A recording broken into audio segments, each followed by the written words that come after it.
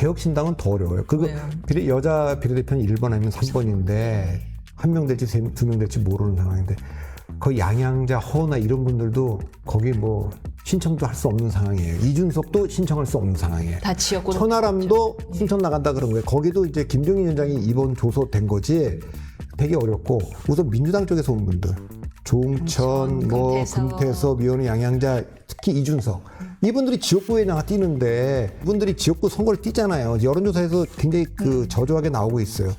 그런데 비례대표 공천에서 국민들이 도저히 개혁신당의 공천이라고 믿을 수 없고 받아들일 수 없는 공천을 했다. 이분들이 다 떨어지잖아요. 그러니까 그건 있어. 아마 김영선 의원을 1번이든 3번이든 그런 거를 받아들였으면 이준석 대표가 떨어졌겠죠.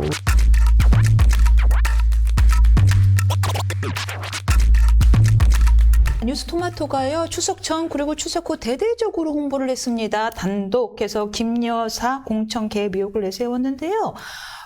막상 뚜껑을 열고 났더니 이게 오히려 김여사의 공천 개입 의혹이 아니라 명 대표의 공천 개입 그리고 개혁신당의 공천 파동으로 이어지는 이런 모양새입니다. 저는 이게 지금 왜 이렇게 흘러가는지 이해가 안 가요.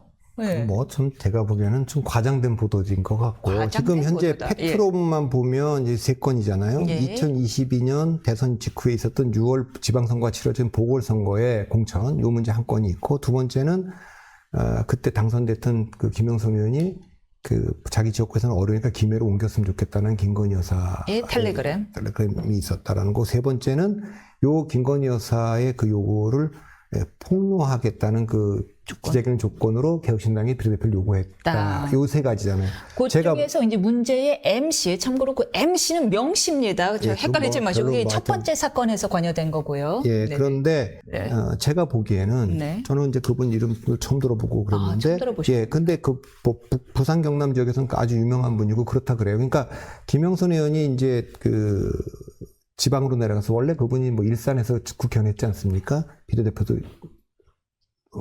여러 번 하고 했다가 내려갔는데 그러니까 연고가 없으니까 거기에 연고 있는 분의 도움을 받았을 수는 있겠어요. 그게 아마 명태균 씨. 예, 그런 거고 2022년 6월 달에 받는 과정에서는 뭐 전 잘 모르겠어요. 어떤 그거는 윤상현 의원도 뭐 그런 적이 없었다 이렇게 얘기를 하니까 그거는 뭐 잘 모르겠어요. 외압도 없었고 내정도 없었다. 예. 그렇게 지금 얘기를 하고 있으니까 그때 안철수 의원도 공천 받았고 뭐 저기 그 개항의 윤영선 뭐 이런 분들이 갖고 가니까 김영수 이렇게 된 것 같고 두 번째, 세 번째는 별로 가능성 없는 얘기예요. 왜냐하면 지난 총선 때는 윤석열 대통령이나 김건희 여사가 총선에 영향을 미치는 구조 자체가 아니었어요. 한동훈 비대위로 넘어와서. 그러니까 예를 들면은 뭐 정말 자기들이 이철규 전 사무총장, 인재영입위원장의 영향력이 굉장히 강력하게 계속 작동했다면 있을 수 있는 얘기인데 이미 한동훈 비대위원장이 장동영 사무총장으로 만들어서 공심위가 계속 충돌을 했잖아요. 그럼 마지막 비례대표 때는 둘이 나와서 아주 각각 기자회견도 하고 막 이랬기 때문에 아마 친윤계에서 또 김건희 여사가 됐든 윤석열 대통령이 누굴 공천 주고 싶고 도와주고 싶어도 정말 극히 정말 이철규 의원이 방어해낼 수 있는 게 극히 일부였을 거다. 그러니까 실제로도 기수에 이른 경우는 매우 적은 걸로 알고 있습니다. 어렵죠. 그건 한동훈 의원님, 그건 공천 파동이 그건 공간위에서 결정하는 거고 그렇기 때문에 그게 어려웠을 거다. 그러니까 이 문제를 가지고 세 번째 아까 개혁신당을 들고 개혁신당은 더 어려워요. 그거 여자 비례대표는 1번 아니면 3번인데 한 명 될지 두 명 될지 모르는 상황인데 거의 양양자, 허나 이런 분들도 거기 뭐 신청도 할 수 없는 상황이에요. 이준석도 신청할 수 없는 상황이에요. 다 지역구로. 천하람도 신청 나간다 그런 거예요. 거기도 이제 김종인 위원장이 이번 조소된 거지 되게 어렵고 우선 민주당 쪽에서 온 분들 조홍천, 뭐 금태섭, 이원우, 양양자, 특히 이준석 이분들이 지역구에 나가 뛰는데 중앙에서 사선을 하신 분이에요. 아니 이분들이 지역구 선거를 뛰잖아요. 여론조사에서 굉장히 그 저조하게 나오고 있어요. 그런데 비례대표 공천에서 국민들이 도저히 개혁신당의 공천이라고 믿을 수 없고 받아들일 수 없는 공천을 했다. 이분들이 다 떨어지잖아요. 그러니까 그건 있어. 아마 김영선 의원을 1번이든 3번이든 그런 거를 받아들였으면 이준석 대표가 떨어졌겠죠. 그러니까 개혁신당이라는 이름과 걸맞지 않습니까? 그러니까 그거는 아예 안 맞는 거. 그리고 이제 국고 보조금도 5명 그러는데 그러면 뭐 그때 낙선자들이 있었으니까 어쨌든 했을 텐데 그 얘기는 그 단계에는 이미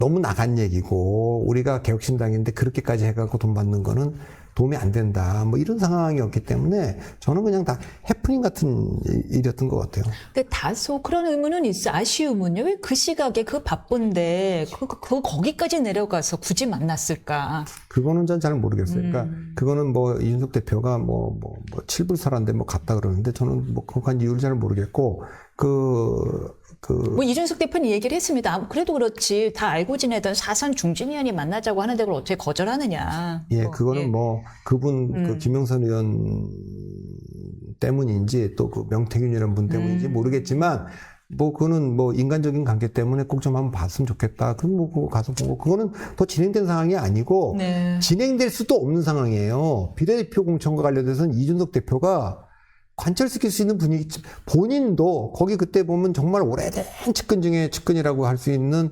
이기인, 이기인도 그 경기도의원 던지고 비례대표 신청도 해보려고 했으나, 했고, 네. 그리고 김철근 사무총리, 이분들도 지금 케어할 수 없는 상황이고, 야.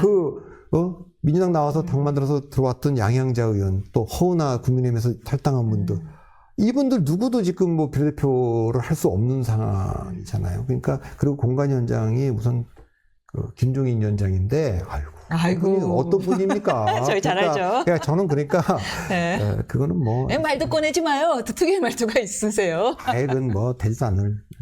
약간 개혁신당 입장에서는 그런 기분일 것 같아요. 길 가다가 갑자기 담벼락에서 똥물 맞은 기분이 뭐야? 왜 우리한테 이래? 하는. 뭐, 그건 잘 모르겠습니다. 하여튼 네. 그러나 이제 그 세 건의 팩트를 봤을 때 첫 번째 2020년 6월 공천이 이분이 내시켰는데 어떻게 공천 받게 됐을까? 이 문제는 전 잘 모르겠는데, 뭐 윤상현 의원이 그때 그 책임자였는데, 그건 뭐 그냥, 경쟁력이 있어서 그냥 한 거다 이렇게 얘기를 하는데,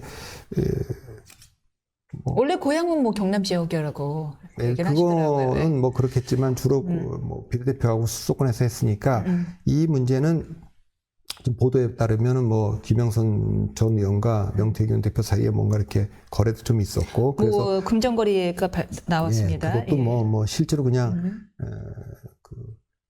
뭐 수사도 하는 것 같은데 그 결과가 나중에 보면 아무 문제 없는 합법적인 컨설팅의 결과였는지 뭐 그건 뭐 그냥 지켜보면 될 것 같고 조금 약간 해프닝성으로 과장된 것 같아요. 해프닝성으로 과장됐다라고 했는데 지금 뉴스토마토 요 건들을 단독 취재한 그 박 기자님은 나는 이제 길게 보고 가려고 한다라고 이제 최근에 뭐 유튜브에 나와서 얘기를 했더라고요.